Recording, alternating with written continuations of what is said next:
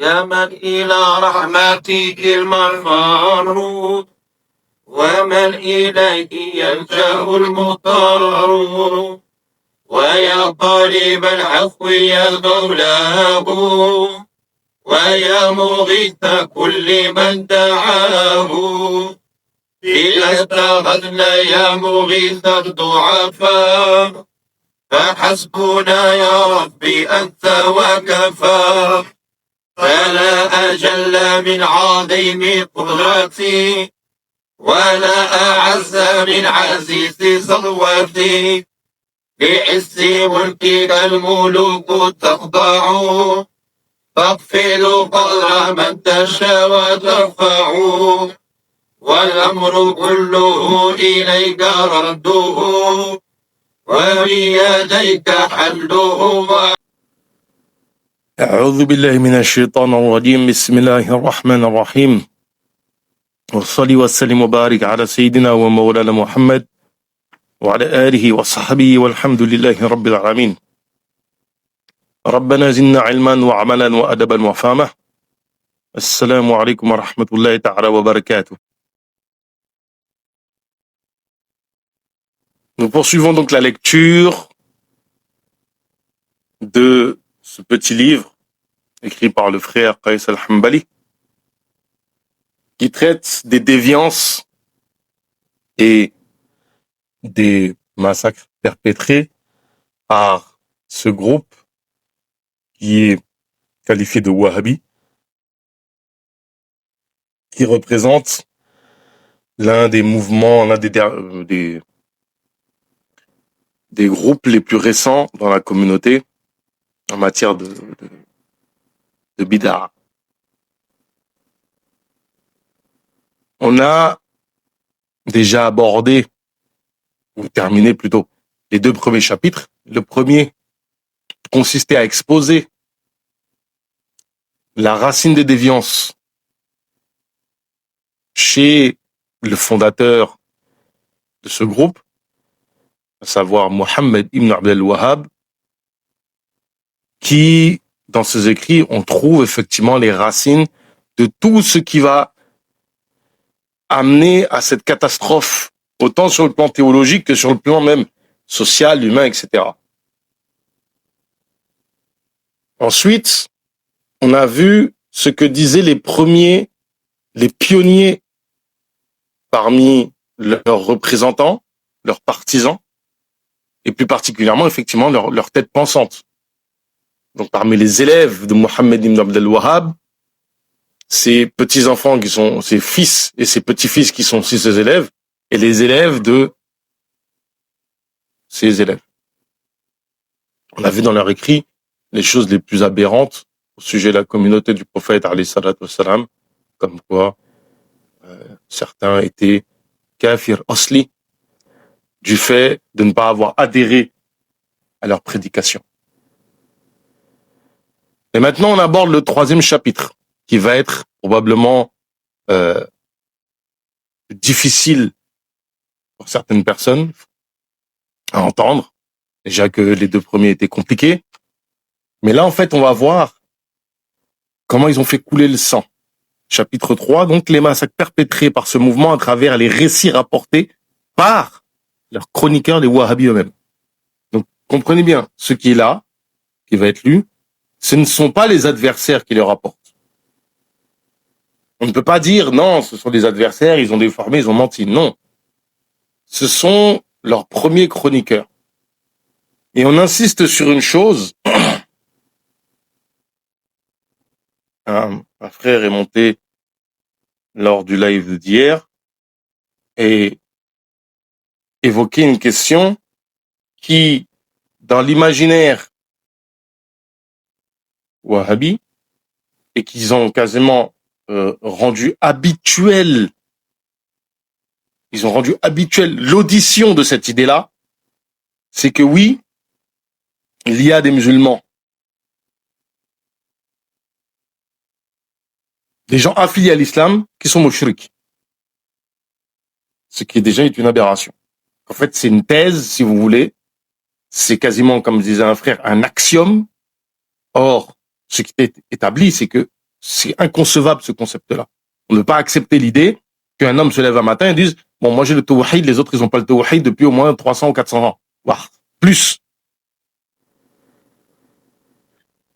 Pourquoi vous dire ça? C'est pour rappeler que lorsque vous entendez parler de kufr bit-taghut, que vous entendez dire que le kufr, le shirk, des mouchriks de cette génération est pire que celui du shirk des Quraysh, dites-vous qu'ils ne sont pas en train de parler de juifs, de chrétiens ou d'athées.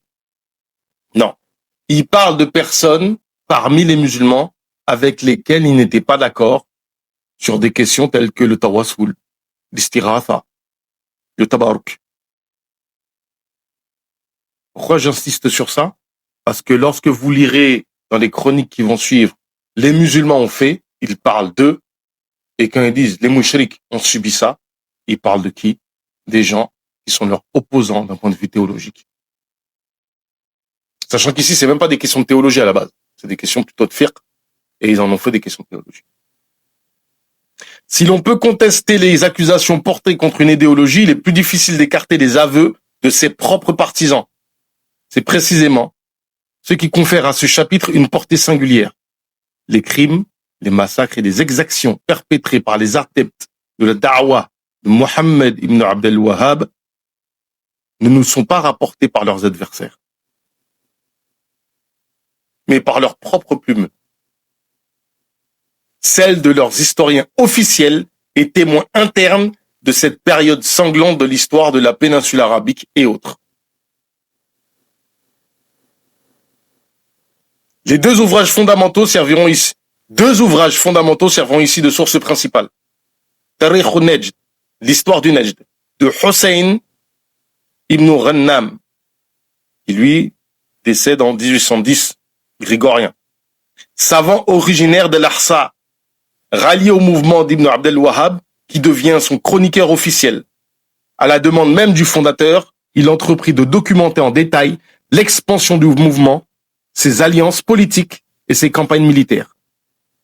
Donc apparemment, c'est une demande directement de Mohammed ibn Abdel Wahhab lui-même de recenser les événements de son temps, et ce, jusqu'à ce que Ibn Ghannam décède. Son témoignage est d'autant plus précieux qu'il a vécu de près les premières décennies et la prédication en tant qu'acteur et sympathisant convaincu. Deuxième, Unwan al-Majd fi Tarikh al-Najd, le sceau de la gloire dans l'histoire du Najd, de Uthman ibn Bishr al-Najdi.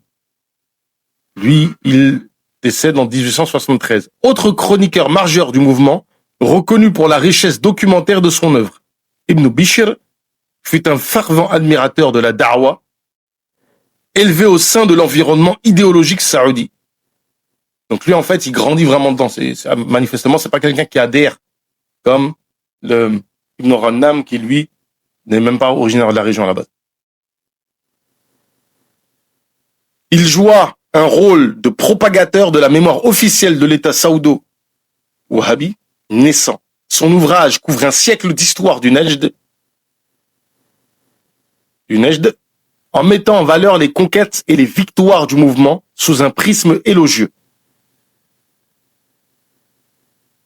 Ces deux sources, saluées et diffusées dans les milieux wahhabis eux-mêmes, témoignent avec une franchise glaçante des razzias, des sièges, des pillages et des massacres commis au nom de la purification du tawhid. Elle documente, année après année, sans pudeur, les scènes de saccage, l'assujettissement des villes, la profanation des sanctuaires et la mise à mort de musulmans jugés mouchriks, jugés polythéistes ou apostats, murtad, pour le simple fait d'avoir refusé l'allégeance au mouvement. Ainsi, le lecteur est invité à découvrir dans ce chapitre le récit brut des exactions racontées par ceux-là même qui les ont perpétrées ou glorifiées, et à en tirer des conclusions qui s'imposent. Il ne s'agira pas ici de controverses doctrinales, mais bien de faits historiques dont la violence et la répétition révèlent l'ampleur du désastre causé à la Oumma au nom d'un prétendu renouveau religieux. Et ça, c'est vraiment important de saisir ça. C'est qu'il y a une question de violence dès les premiers temps de l'islam. Et quand aujourd'hui, certains se désavouent de groupes comme Daoula, on n'est pas sur une question de malhonnêteté intellectuelle. Souvent, c'est de l'ignorance. Mais sachez que vos sources premières sont en phase avec ce qu'a fait Daoula. De plus, nous précisons en préambule que le terme musulman employé par ces historiens partisans désigne uniquement les wahhabis. À l'inverse, les termes polythéistes, apostats, désignent les musulmans de leur époque. Et ça, vraiment, il faut que les gens comprennent. C'est-à-dire que ils ont transmis leur savoir, leur voix en France décontextualisée. Ce qui fait que les gens n'arrivent pas à comprendre de qui on parle.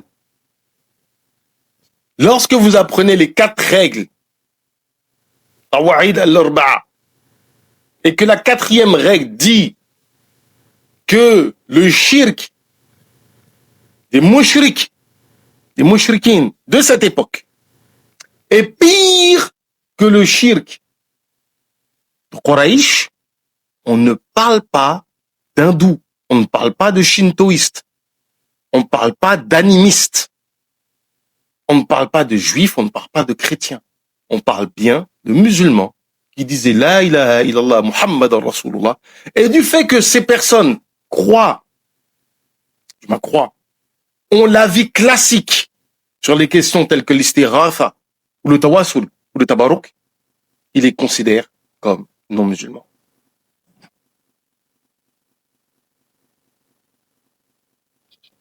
Enfin, nous souhaitons anticiper tout de suite la défense de certains partisans contemporains de la da'wa najdiya, arguant qu'Ibn Abdel Wahhab n'était pas au courant de ces exactions et qu'il serait innocent de tout cela. Voici ce qui est rapporté dans Durar al-Saniyya. En fait, si vous voulez, il faut reconnaître que Mohammed ibn Abdel Wahhab décède à la fin du XVIIIe siècle grégorien et qu'une partie des événements rapportés n'adviennent pas de son vivant. Et pourtant, de son vivant, il s'est quand même passé des choses. Le cheikh Mohammed ibn Abdel Wahhab, et ça on est dans Durar al-Saniyya. Durar al-Saniyya, en fait, c'est une compilation de fatwa de Mohammed ibn Abdel Wahhab et des premiers imams savants de ce mouvement-là. Le cheikh était celui qui préparait les armées, envoyait les expéditions militaires sous la direction de l'imam, c'est-à-dire Mohammed ibn Saoud, correspondait avec les habitants des régions et recevait leur correspondance. Leur envoyait des délégations, les invitait chez lui et les ordres émanaient de lui, jusqu'à ce que les habitants du Najd se soumirent et commencèrent à œuvrer pour la vérité en ordonnant le bien et en interdisant le mal. Donc de son vivant, il était justement proactif. C'est lui qui était le leader et c'est lui qui envoyait les expéditions militaires. Parce que de son vivant, des expéditions avaient déjà commencé. Ibn Rannam nous rapporte différentes razzias et batailles en l'an 1761. À un moment, il était encore vivant, en 1174, de l'Hégire, évidemment. En l'an 1175 de l'Hégire. En l'an 1175 de l'Hégire, Abdel Aziz, c'est-à-dire Saoud, se rendit avec les musulmans à Manfouha, localité collée à Riyad. De nuit, et ils avaient disposé des embuscades. Lorsque les combattants de la ville sortirent pour affronter les musulmans, vous comprenez, les musulmans, c'est eux.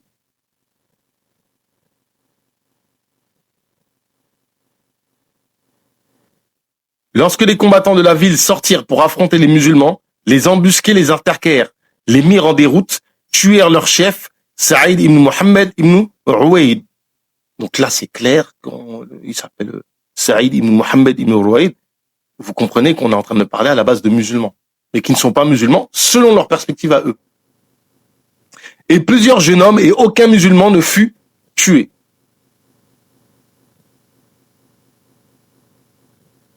aucun d'entre eux ne furent tués. Puis ils se dirigèrent vers Al-Kharj, où ils surprirent les gens d'Ad-Dilam, les tuèrent et prirent leurs moutons. Ils les assiégèrent dans le village pendant plusieurs jours, puis ils se retirèrent. Parce qu'en fait, si vous voulez, ils ont tout simplement pris leur, comment dirais-je, ils considèrent que c'est des koufars. Factuellement, ils prennent, lorsqu'ils ont gagné une bataille, ils considèrent le bien comme les siens.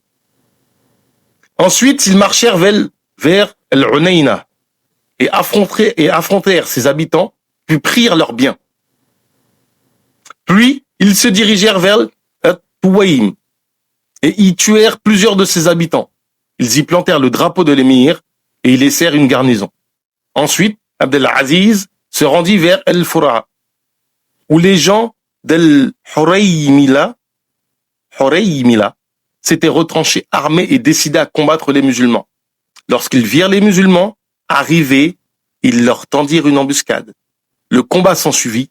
Plusieurs des gens de Huraymila furent tués, de même que 6 musulmans.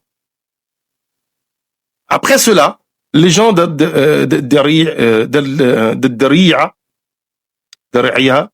se rendirent vers Al-Fura.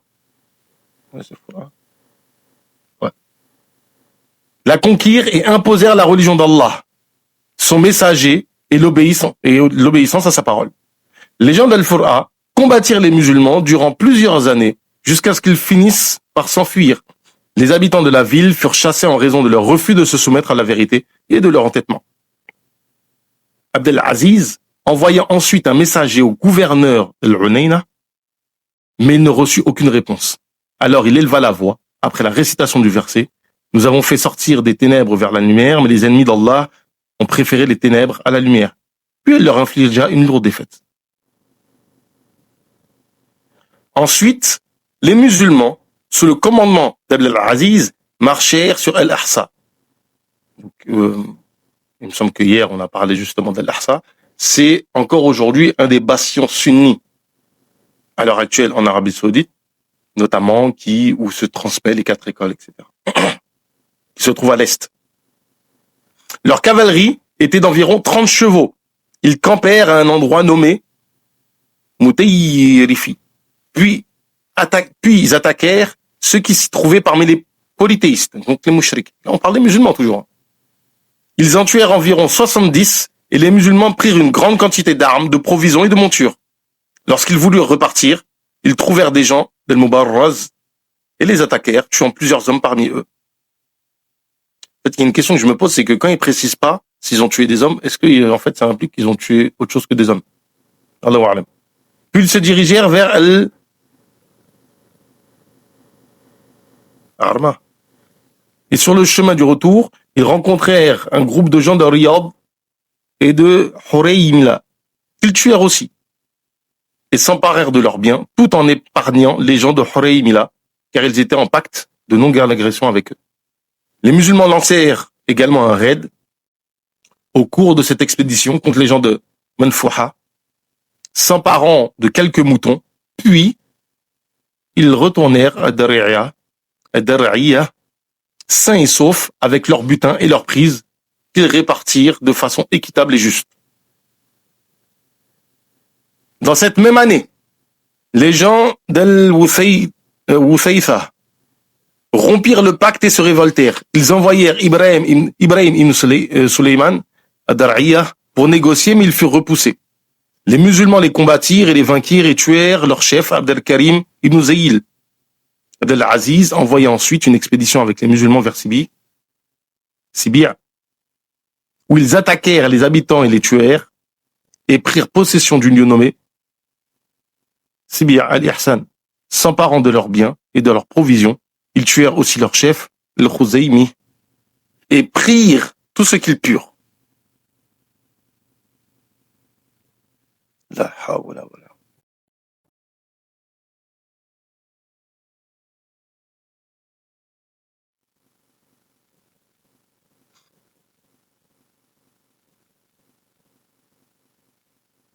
Bon, nous avons volontairement traduit la quasi-totalité d'une année en avant-goût,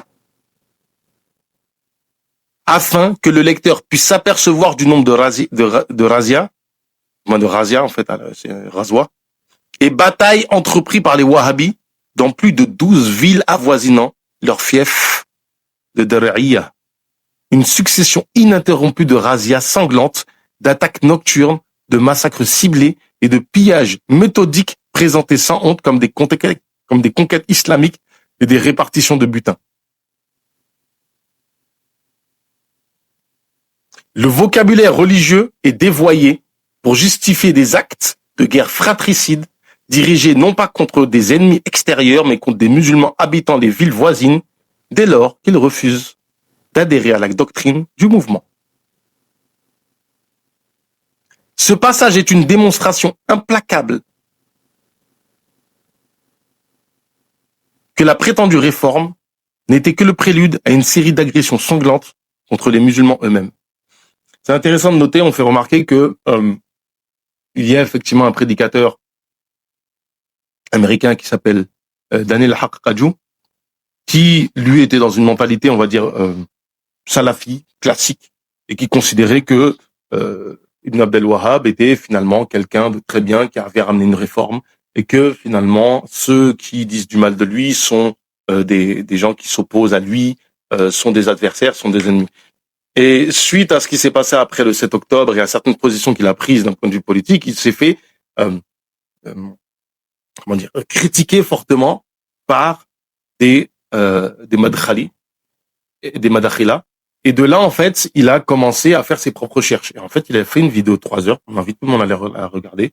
Une vidéo de 3 heures où il explique, où on comprend en fait le parcours intellectuel que lui a fait. Il a fait dire ce groupe-là est totalement déviant. Non pas juste en disant les madakhila sont déviants, comme certains font. Non, il te dit, non, la racine, elle est chez qui? Mohammed ibn Abd al-Wahhab et ses partisans.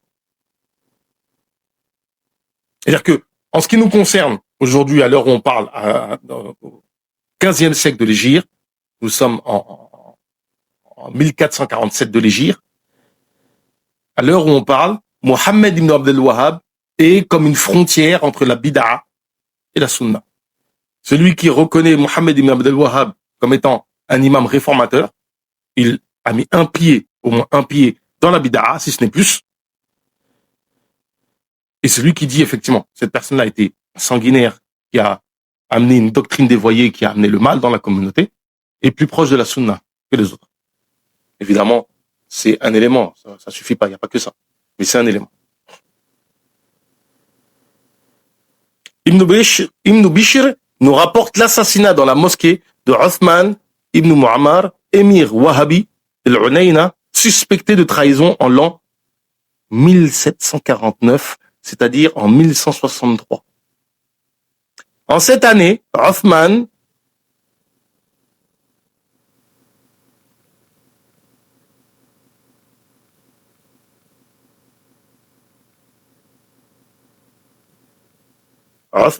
ibn Mu'ammar fut tué, car il fut rapporté qu'il s'était allié à des gens du faux et qu'il y avait parmi ses proches des musulmans qu'il utilisait pour se rapprocher de ses ennemis. Lorsque les gens de la ville eurent pleinement confirmé ce qu'ils avaient décidé, ces hommes, parmi eux, se résolurent à le tuer et à en finir avec lui. Parmi leurs figures notables, Hamad ibn Rashid et Ibrahim ibn Zayd al-Yahili. Lorsque la prière du vendredi fut terminée et que les gens sortirent rapidement, il fut tué dans la mosquée.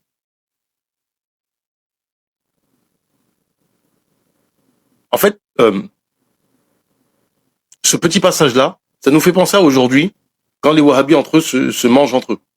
C'est-à-dire que du jour au lendemain, on décide que lui, en fait, il est égaré. Parce qu'il est trop proche de gens qui considèrent qu'ils ne sont pas sunnis selon eux. En fait, on se demande s'ils avaient les moyens de s'en prendre physiquement aux gens, qu'est-ce qu'ils feraient?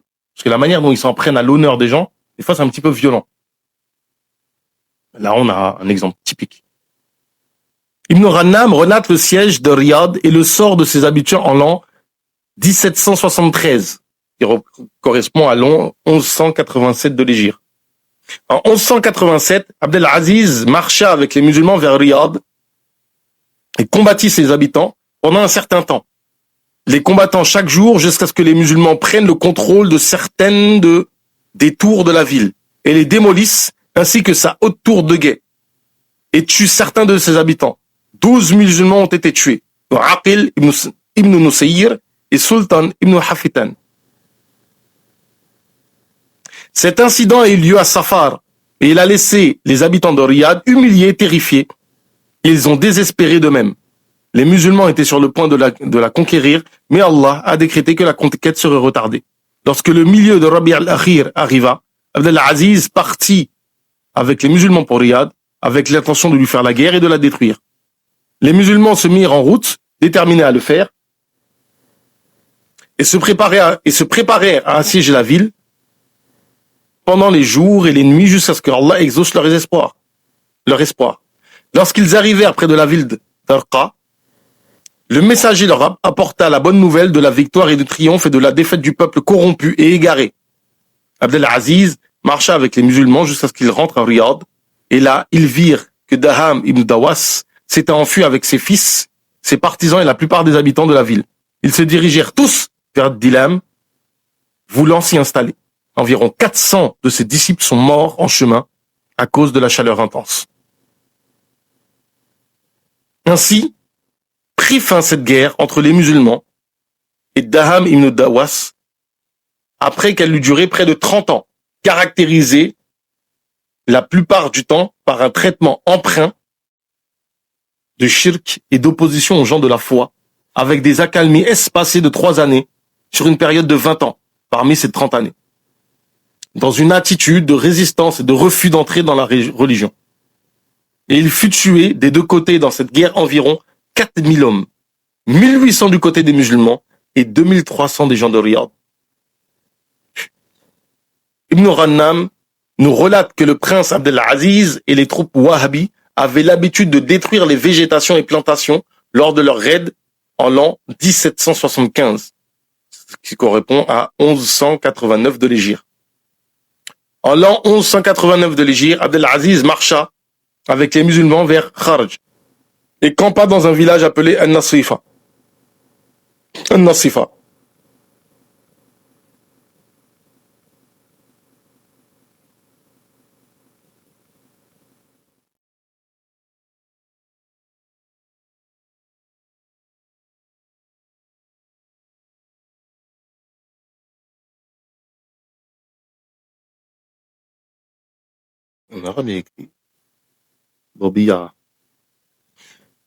Ils capturèrent quelques troupeaux, ce qui fit sortir les gens du village. Le combat éclata jusqu'à ce que les musulmans l'emportent. Les habitants prirent la fuite, 12 hommes parmi eux furent tués, et les musulmans coupèrent quelques palmiers. Abdel Aziz repartit ensuite avec les musulmans vers Dalam, où il descendit et assiégea la localité de Zamima, qui surplomblait les terres agricoles. Quelques palmiers furent détruits et leurs plantations dévastées. Puis il retourna dans son territoire avec les butins. Ibn Rannam nous relate le massacre de Qatif, ville proche de l'actuel Bahreïn, qui a eu lieu en l'an 1791, en 1206 de l'Hégire. En l'an 1206, Saoud marcha avec les musulmans vers le Qatif, voulant purifier ces terres de l'idolâtrie et des idoles.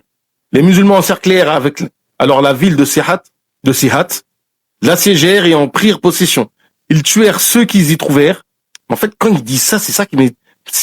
Est-ce que... Parce qu'en fait, là, ils précisent pas homme. Et ce qui m'inquiète, c'est quand ils disent comme ça, on a tué les gens, t'as l'impression qu'ils ont tué tout le monde, hommes comme femmes. Ils tuèrent ce qu'ils y trouvèrent. Ils étaient environ 1500 personnes tuées. Et ils mirent la main sur tout ce qu'elle contenait en richesse d'une quantité indescriptible. Ensuite,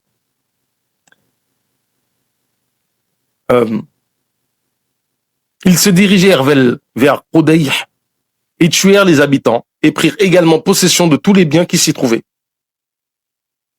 Alors la terreur s'abattit sur toutes les villes d'Al-Qatif et les gens fuirent devant les musulmans. Ces dernières prirent les contrôles d'Awamiyah, Anak et d'autres localités. Puis ils se dirigèrent vers Al-Furdah, l'assiégèrent et appelèrent ses habitants à l'islam. Mais ces derniers refusèrent, persistèrent dans leur mécréance et résistèrent plusieurs jours à la guerre au siège jusqu'à ce que les musulmans prennent la ville de force, brûlent 3000 palmiers et détruisent tout ce qui s'y trouvait comme idoles et objets d'adoration païenne.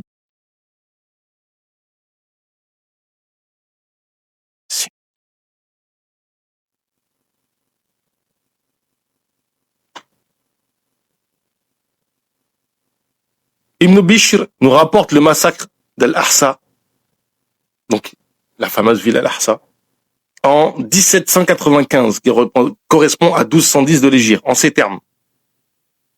Quand le matin arriva, Saoud partit après la prière de Subh. C'était avant le lever du soleil.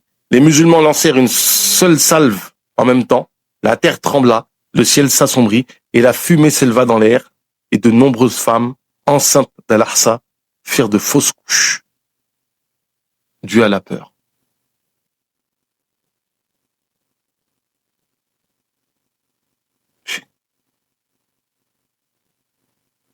Puis Saoud descendit avec Al-Raqiqa, mentionné plus tôt. Les gens lui firent allégeance, et toute la population d'Al-Ahsa se soumit à lui. Il leur fit du bien, les traita avec bonté, puis leur ordonna de quitter les lieux, ce qu'ils firent. Il résida alors dans cette maison pendant plusieurs mois, et tuant ce qu'il voulait tuer, expulsant ce qu'il voulait expulser, emprisonnant ce qu'il voulait emprisonner, il s'empara des biens, punit ceux qui trahissaient les accords, démolit les magasins, les maisons de ceux qui avaient rompu le pacte et récupéra leurs biens.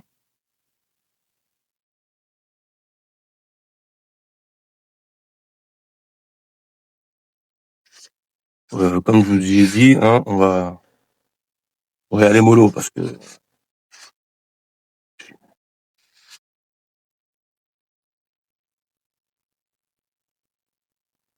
il y a encore pour 10 pages comme ça.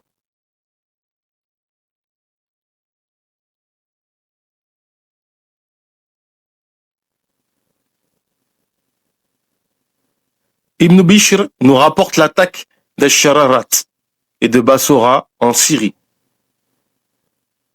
en l'an 1797, ce qui correspond à l'an 1212 de l'Hégire.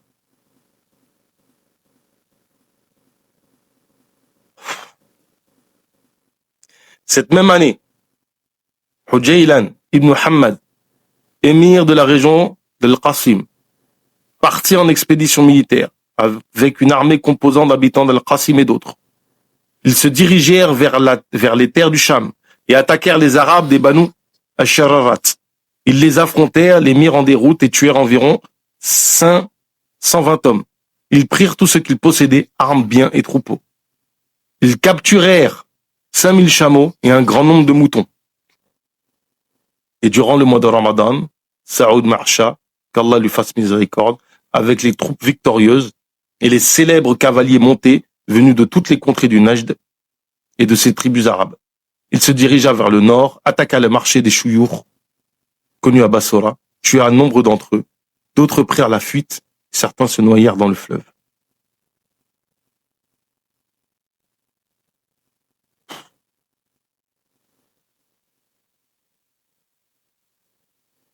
Ibn Bishr nous relate le massacre de Kerbala, qui s'est produit en 1801, 1216.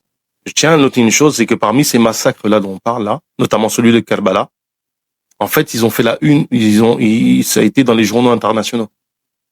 Donc en fait, ça, c'est pas des choses qui se passaient et que les gens dans le monde ne savaient pas.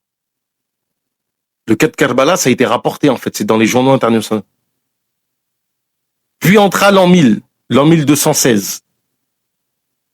Et Saoud marcha avec les troupes victorieuses et les célèbres cavaliers montés issus de toutes les environs du Najd, des contrées du sud, du Hijaz, de Tihama et d'ailleurs.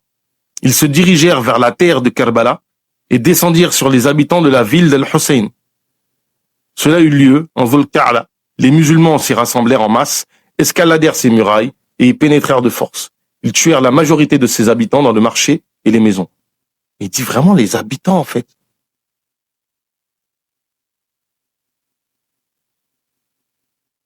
C'est-à-dire quoi, les femmes aussi, elles y sont passées? Ils détruisirent la coupole construite que l'on croyait être la tombe d'Al-Hussein prirent ce qu'il y avait à l'intérieur de la coupole et autour, et s'emparèrent de la plaque d'argent qui y était fixée. Elle était sertie de pierres précieuses, de topazes et bijoux. Ils prirent tout ce qu'ils trouvèrent dans la ville, argent, armes, vêtements, tapis, or, argent, exemplaires de Coran et manuscrits précieux. Et tout ce qu'ils ne pouvaient emporter fut détruit. Ils n'y sont restés que le matin. Ils l'ont quitté vers midi avec tout cet argent et près de 2000 hommes ont été tués parmi les habitants. Alors, on dit bien que c'est des hommes. Bon, je fais une pause. Rabbana,